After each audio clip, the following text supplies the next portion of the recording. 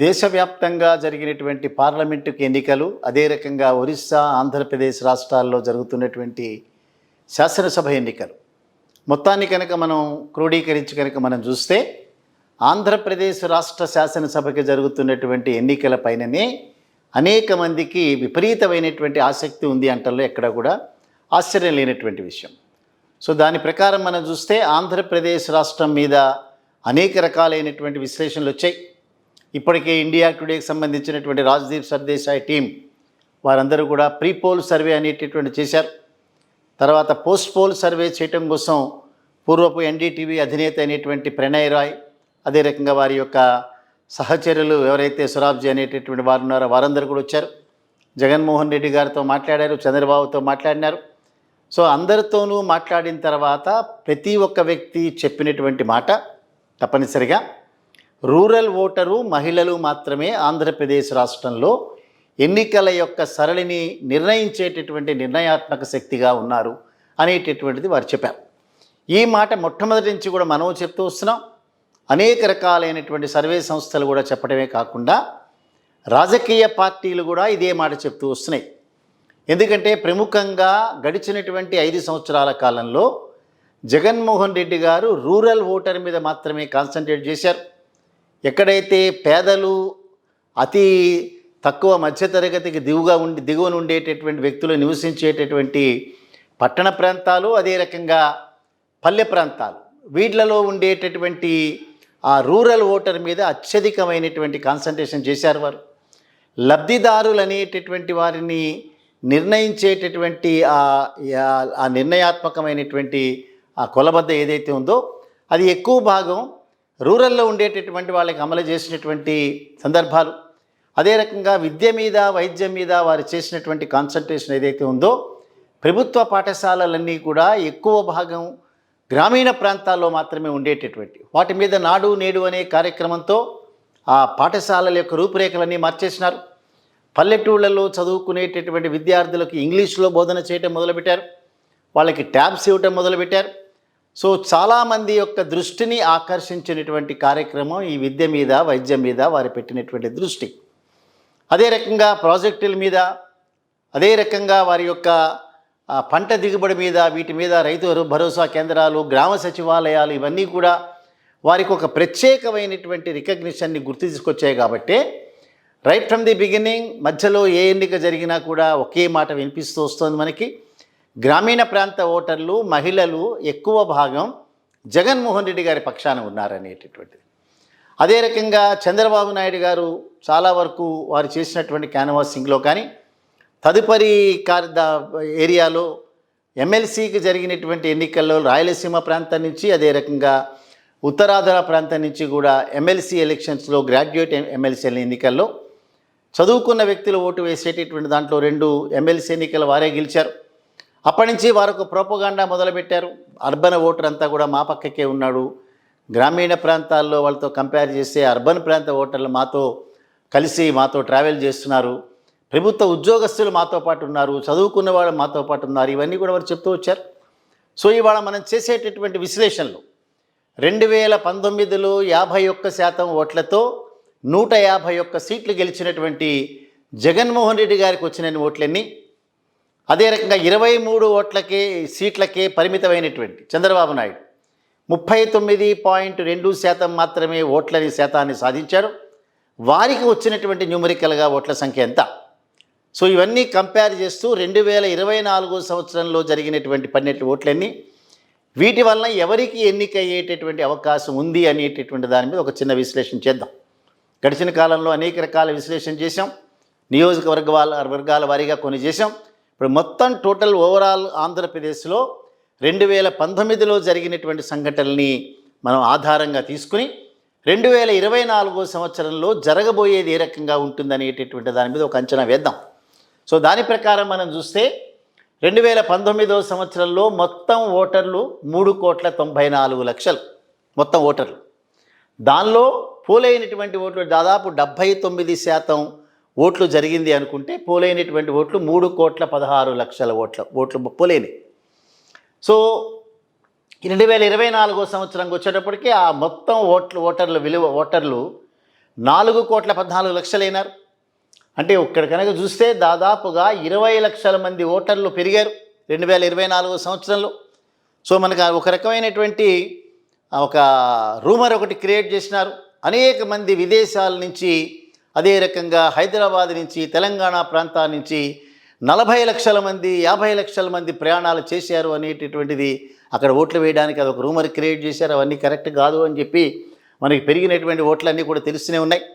So దాని ప్రకారం కనుక మనం చూస్తే 3,94,00,000 2019లో ఉంటే 20 లక్షల మంది పెరిగినటువంటి ఓటర్లు 2024 సంవత్సరంలో 4,14,00,000 అయినారు. ఇప్పుడు పోలైనటువంటి ఓట్లు కనుక చూస్తే దాదాపు 82%, అంటే 81 పాయింట్ సంథింగ్ రకంగా లెక్కగట్టింది ఎలక్షన్ కమిషన్. ఆ రకంగా చూస్తే 3,38,00,000 మంది ఓటర్లు తన ఓటు హక్కును వినియోగించుకున్నారని తెలుస్తోంది. అంటే 3,16,00,000 మంది 2019 సంవత్సరంలో ఓటు హక్కు వినియోగించుకుంటే కేవలం 22 లక్షల మంది మాత్రమే ఎక్కువగా 3,38,00,000 మంది ఓటు హక్కు వినియోగించుకున్నారు. పెరిగిన ఓట్ల సంఖ్య కనుక చూస్తే 20 లక్షల మంది ఓటర్లు పెరిగారు, కానీ ఓటు హక్కు వినియోగించుకున్నది 22 లక్షల మంది మాత్రమే దాంతో కంపేర్ చేస్తే అనేటటువంటిది ప్రముఖంగా మనం తెలుసుకోవాల్సినటువంటి అంశం. అందుకని హైదరాబాద్ నుంచి 40 లక్షలు వెళ్ళారు, అమెరికా నుంచి 30 లక్షల మంది వెళ్ళారు. ఇవన్నీ కూడా ఎక్కడా కూడా ఆధారం లేనటువంటి వార్తలు మాత్రమే. కేవలం 22 లక్షల మంది మాత్రమే లాస్ట్ 2019తో కంపేర్ చేస్తే ఓటు హక్కు వినియోగించుకున్నటువంటి వారి సంఖ్య ఎక్కువ ఏదైతే ఉందో అది కేవలం 22 లక్షలు మాత్రమే. అయితే దీనిలో వచ్చేటప్పటికి ఒకసారి లాస్ట్ టైం వచ్చినటువంటి ఓట్లు కనుక చూస్తే జగన్మోహన్ రెడ్డి గారికి సంబంధించిన వైసీపీ పార్టీకి 1.56 లక్షలు, అంటే దాదాపుగా 51% వారికి ఓట్లు వచ్చినాయి. 3,16,00,000లో 51% ఓట్లతో 151 సీట్లతో 1,56,00,000 ఓట్లు వారికి పడినాయి.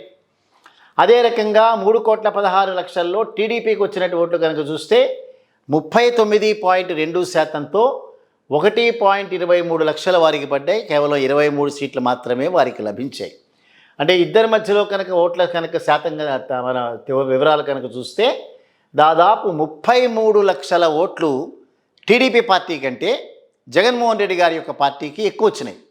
గడిచినటువంటి 2014 సంవత్సరంలో కనుక చూస్తే కేవలం 1.8% మాత్రమే చంద్రబాబు నాయుడు గారికి ఎక్కువ వచ్చినాయి. అంటే 45.4% వైసీపీకి వస్తే 47 పాయింట్ సంథింగ్ అనేటటువంటిది కేవలం 1.8% మాత్రమే ఎక్కువ వచ్చినాయి. ఓట్ల కనుక న్యూమరికల్గా కనుక చూస్తే 5 లక్షల ఓట్లు మాత్రమే వారికంటే వీరికి ఎక్కువ సాధించినారు.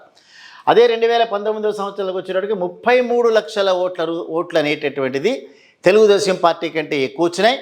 పర్సంటేజ్ కనుక చూస్తే దాదాపు 11% వారికంటే ఎక్కువ రావటం అనేటటువంటిది గమనించాం. అదే జనసేన పార్టీకి వచ్చేటప్పటికి 17 లక్షల వరకు మాత్రమే వారు పరిమితమైనారు. వారికి 5.45% వరకు మాత్రమే వారు పరిమితమైనటువంటి ఓట్ల వివరాలు. ఇప్పుడు కనుక మనం చూస్తే 24వ సంవత్సరంలో 3,38,00,000 మంది ఎక్కడైతే ఓట్లయితే పోలైనాయో దీనిలో మహిళలు కనుక మనం చూస్తే 2019 సంవత్సరంలో 1,57,00,000 అంటే 79.36% మహిళలకు వస్తే 2024 సంవత్సరంలో ఇది చాలా ఇంపార్టెంట్ ఫిగర్, ఇది 1,69,00,000 మంది అంటే 80.3% మహిళలు దీనిలో ఓటు హక్కును వినియోగించుకున్నారు. రైట్ ఫ్రమ్ ది బిగినింగ్ మనం మాట్లాడుకున్నా, రాజకీయ పార్టీలు మాట్లాడినా, అదే రకంగా ఇండియా టుడే లాంటి సంస్థలు కానీ, అదే రకంగా మై ఇండియా అనేటటువంటి ఏదైతే యాక్సెస్ మై ఇండియా అనేటటువంటి పోల్ సంస్థ కానీ, ఎన్డీటీవీ పూర్వపు అధినేత అయినటువంటి ప్రణయ్ రాయ్ కానీ చెప్పిన మాటల్లో మహిళా ఓటర్లు మాత్రమే ఈసారి ఆంధ్రప్రదేశ్ ఎన్నికని నిర్ణయిస్తున్నారు అనేటటువంటిది. రాజకీయ పార్టీలు ఏం చెప్తూ వచ్చాయి? ఆంధ్రప్రదేశ్లో మహిళలందరూ, అందులో గ్రామీణ ప్రాంత మహిళలందరూ కూడా పట్టణ ప్రాంత మహిళలతో కంపేర్ చేస్తే ఎక్కువ భాగం జగన్మోహన్ రెడ్డి గారి దగ్గరే ఉన్నారు అనేది. పట్టణ ప్రాంత మహిళల దగ్గర కూడా అదే రకమైన మాట వినిపిస్తోంది. సో లాస్ట్ టైం కంటే పెరిగినటువంటి 12 లక్షల ఓట్లు ఎక్కడికి వెళ్ళాయి అనేటటువంటిది ప్రధానమైనటువంటి అంశం. 2014 సంవత్సరంలో కేవలం 5 లక్షల ఓట్లు మాత్రమే ఎక్కువ వచ్చినాయి చంద్రబాబు నాయుడుకి. 2019 సంవత్సరంలో 33 లక్షల ఓట్లు ఎక్కువ వచ్చినాయి. ఇవాళ మహిళలు 12 లక్షల పైచీలకు ఇవాళ ఓటు హక్కుని వినియోగించుకున్నారు. ఇది చాలా ప్రధానమైనటువంటి అంశం. రెండోది urban and rural. Urban voting కనుక మనం చూస్తే 0.32% నుంచి 13.78% వరకు కేవలం 27 నియోజకవర్గాల్లో మాత్రమే ఓటింగ్ శాతం పెరిగింది. అంటే అర్బన్ ఓటర్ అనేటటువంటి వ్యక్తి తెలుగుదేశం పార్టీతో 60% పైచిలకు ఉన్నాడని అనుకున్నా ఆ నియోజకవర్గాల సంఖ్య చాలా తక్కువగా 27% వరకు మాత్రమే ఉందనేటటువంటిది మనం గమనించాల్సిన అంశం. లాస్ట్ టైం మనం కనుక చూస్తే గాజువాక నియోజకవర్గం అర్బన్ ప్రాంతంలో ఉండే ఒక్క నియోజకవర్గం మాత్రమే వైసీపీ ఖాతాలోకి వెళ్ళింది. విశాఖపట్నం తూర్పు కానీ పశ్చిమ కానీ లేదా నార్త్ ఈస్ట్ ఇవన్నీ మొత్తం 4 నియోజకవర్గాలు తెలుగుదేశం పార్టీ ఖాతాలోకి వెళ్ళాయి. అంటే అప్పుడు అర్బన్ ఓటర్ అప్పుడు అక్కడే ఉన్నాడు, ఇవాళ కూడా ఎక్కువ మంది ఉన్నా ఇవాళ పరిస్థితి వేరివాళ. అదే రకంగా రాజమండ్రిలో ఉండేటటువంటి 2 నియోజకవర్గాలు వైసీపీ ఖాతాలోకి మన తెలుగుదేశం ఖాతాలోకి వెళ్ళాయి. విజయవాడలో ఒక నియోజకవర్గం, తూర్పు నియోజకవర్గం, గుంటూరులో మరొక నియోజకవర్గం. ఈ రకంగా అర్బన్ ప్రాంతంలో ఉండేటటువంటి అత్యధిక సీట్లు తెలుగుదేశం పార్టీ ఖాతాలోకి వెళ్ళటం అనేటటువంటిది ఆనాడు మనం చూసాం దానిలో. సో ఇవాళ కనుక మనం చూస్తే అర్బన్లో ఓటింగ్ శాతం 13.78% వరకు పెరిగినటువంటి నియోజకవర్గాలు కూడా ఉన్నాయి. కానీ మొత్తం చూస్తే అవన్నీ కేవలం 27 నియోజకవర్గాలు మాత్రమే. అదే రకంగా 0.5 నుంచి 2.78% వరకు తగ్గినటువంటి నియోజకవర్గాలు 5 నియోజకవర్గాలు ఉన్నాయి. బ్లైండ్గా అనేక మంది కొంతమంది మాట్లాడుతుంటారు పెరిగిన శాతం ఏదైతే ఉందో అది ప్రతిపక్షానికే లాభించేటటువంటి అంశం అనేటటువంటిది. ఎక్కడా కూడా శాస్త్రీయపరమైనటువంటి దానికి ఆధారాలు లేవు. 2009 సంవత్సరంలో పెరిగినటువంటి ఓట్ల శాతం ఏదైతే కంబైన్డ్ ఆంధ్రప్రదేశ్లో జరిగిందో అది మహాకూటమికి హెల్ప్ చేయలేదు, కానీ రాజశేఖర రెడ్డి గారికి హెల్ప్ చేసింది. అదే రకంగా ఢిల్లీ నియోజకవర్గంలో కేజ్రీవాల్కి హెల్ప్ చేసింది పెరిగినటువంటిది, అంతేగాని ప్రభుత్వానికి వ్యతిరేకంగా పడలేదు. వెస్ట్ బెంగాల్లో కానీ అదే రకంగా తెలంగాణలో కానీ పెరిగిన ఓట్లన్నీ కూడా అప్పటి ప్రభుత్వానికి ఫేవరబుల్గా పడ్డాయి, పాజిటివ్ ఓటు తప్పిస్తే పెరిగినంత మాత్రాన ప్రతిపక్షాలకి లాభిస్తుంది అనేటటువంటి శాస్త్రీయపరమైనటువంటి ఆధారం లేనటువంటి ఆర్గ్యుమెంట్గానే దాన్ని మనం పరిగణించాలి. సో ఇవాళ కనుక మనం చూస్తే తగ్గినటువంటి నియోజకవర్గాల్లో 5 నియోజకవర్గాలు ఉన్నాయి. సో కొంతమందిని ఇందాక చెప్పినట్లుగానే పెరగంగానే ఇది పడింది అనేటటువంటిది ఇవాళ మనం కనుక చూస్తే కుప్పం నియోజకవర్గంలో ఓటింగ్ శాతం పెరిగింది. అంటే దాని అర్థం చంద్రబాబు నాయుడు ఓడిపోతున్నట్టుగానే, ఇట్లాగూ చంద్రబాబు నాయుడు ఓడిపోతున్నట్టుగా మన దగ్గరికి సమాచారం వచ్చింది. బట్ పెరిగింది తగ్గింది అనేటటువంటి దాంతో సంబంధం లేకుండా ఈ రకమైనటువంటి కార్యక్రమాలు ఉన్నాయని చెప్పడమే మన ఉద్దేశం. సో అర్బన్ ఓటింగ్లో పెరిగిన 27 నియోజకవర్గాలు అతి ప్రముఖం ఇవాళ రూరల్ ఓటింగ్ అనేటటువంటిది. రూరల్ ఓటింగ్లో చూస్తే 2% నుంచి 7.5% వరకు కూడా ఓటింగ్ శాతం పెరిగినటువంటి నియోజకవర్గాలు 64 నియోజకవర్గాలు ఉన్నాయి. ఇవాళ మనం చూస్తే right from the beginning even 2019లో కనుక మనం చూస్తే రూరల్ నియోజకవర్గాల్లో దాదాపు 120 నియోజకవర్గాలు ఐడెంటిఫై చేసాం మనం. దాదాపు అన్ని నియోజకవర్గాలు కూడా వైసీపీ పార్టీ ఖాతాలోకి వెళ్ళినటువంటి సందర్భాలు ఉన్నాయి. కేవలం 4-5 నియోజకవర్గాలు తప్పిస్తే 29 రిజర్వ్డ్ నియోజకవర్గాల్లో ఒక్క నియోజకవర్గం తప్ప మిగతా 28 నియోజకవర్గాలు వారి ఖాతాలోకి వెళ్ళాయి. సో ఇవాళ రూరల్లో పెరిగినటువంటి ఓటింగ్ శాతం దాదాపు 7.5% పెరిగినటువంటి నియోజకవర్గాలు 64 నియోజకవర్గాలు ఉన్నాయి. 1% నుంచి దాదాపు 2% పెరిగిన నియోజకవర్గాలు 34 ఉన్నాయి. 0% నుంచి 1% పెరిగిన 26 నియోజకవర్గాలు ఉన్నాయి. అంటే దాదాపుగా 124 నియోజకవర్గాల్లో రూరల్ ప్రాంతాల్లో ఓటింగ్ శాతం పెరిగింది. పెరిగినటువంటి రూరల్ నియోజకవర్గాలన్నీ కూడా వైసీపీ ఖాతాలోకి వెళ్తాయనేటటువంటిది రైట్ ఫ్రమ్ ది బిగినింగ్ మాట్లాడుతున్నారు. అనేక మంది సెఫాలజిస్టులు, అనేక మంది సర్వే సంస్థలు చెప్పిన వివరాల ప్రకారం ఆంధ్రప్రదేశ్ రాష్ట్రంలో మహిళా ఓటర్లు, రూరల్ ఓటర్ మాత్రమే డిసైడ్ చేస్తారు. వీరందరూ కూడా అత్యధిక శాతం వైసీపీ పార్టీ దగ్గరే ఉన్నారనేటటువంటిది సుస్పష్టంగా చెప్పినటువంటి విషయం.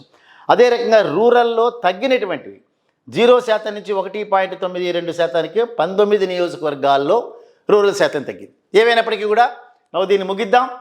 సో మనం కనుక చూస్తే ఒకవేళ కనుక వైసీపీ పార్టీ గెలవాలి అని అంటే మొత్తానికి జరిగినటువంటి 3,38,00,000 అని అంటే దీనిలో 50% పైబడి అంటే 1,70,00,000 ఓట్లు ఎవరికైతే వస్తాయో వారు మాత్రమే గెలిచేటటువంటి అవకాశం ఉండేటువంటి నేపథ్యంలో లాస్ట్ టైం ఆల్రెడీ 1.56 లక్షల ఓట్లు వచ్చినటువంటి వైసీపీ పార్టీ కేవలం 14 లక్షల ఓట్లు మాత్రమే వారు కనుక మేనేజ్ చేసిన రోజున గెలిచేటటువంటి అవకాశం. అదే రకంగా టీడీపీ పార్టీ కనుక గెలవాలి అని అంటే దాదాపుగా 50 లక్షల ఓట్లని వాళ్ళు గెలవాల్సినటువంటి అవసరం ఉంది. అంటే జగన్మోహన్ రెడ్డి గారి దగ్గర నుంచి పెరిగినటువంటి ఓట్లు కూడా మొత్తానికి 50 లక్షల ఓట్లు పెరిగినప్పుడు మాత్రమే టీడీపీ వచ్చేటటువంటి అవకాశం. అంత ఈజీగా 50 లక్షల మంది ఓటర్లు టర్న్ అయ్యేటటువంటి అవకాశం లేదు. ఓవరాల్గా ఇవన్నీ మనం మాట్లాడినా కూడా 3,30,00,000 మంది ఏదైతే లబ్ధిదారులు ఎవరైతే ఉన్నారో వారు మాత్రమే డిసైడ్ చేసేటటువంటి అవకాశం ఉన్నటువంటి ఆంధ్రప్రదేశ్ రాష్ట్రంలో 3,30,00,000 మంది లబ్ధిదారులు 1,30,00,000 మంది వైసీపీకి వేయపోయినా 2 కోట్ల ఓటర్లు మాత్రం లబ్ధిదారులు వైసీపీ కనుక వేస్తే మళ్ళీ తిరిగి 150 నియోజకవర్గాలతో మళ్ళీ తిరిగి రావటం అనేటటువంటిది అది సంభవించేటటువంటి అవకాశం ఉన్నటువంటి స్టాటిస్టికల్ డేటా. ఏవైనప్పటికీ చూద్దాం, 4వ తేదీన జరిగేటటువంటి కౌంటింగ్లో మొత్తం అన్ని వివరాలు కూడా తెలిసేటటువంటి అవకాశం. కానీ మా ఈ యొక్క స్టాటిస్టికల్ డేటా మొత్తం చూస్తే పెరిగినటువంటి మహిళలు కానీ, రూరల్లో పెరిగినటువంటి ఓటింగ్ శాతం కానీ, లబ్ధిదారుల్లో పెరిగినటువంటి ఓటింగ్ శాతం కానీ, దగ్గరగా ఉన్నటువంటి లాస్ట్ ఇయర్తో కంపేర్ చేస్తే ఉన్నటువంటి సంఖ్య కానీ కనుక చూస్తే టోటల్ ఎడ్జ్ అనేటటువంటిది వైసీపీ పార్టీకే ఉన్నట్టుగా మనకి చాలా సుస్పష్టంగా తెలుస్తుంది.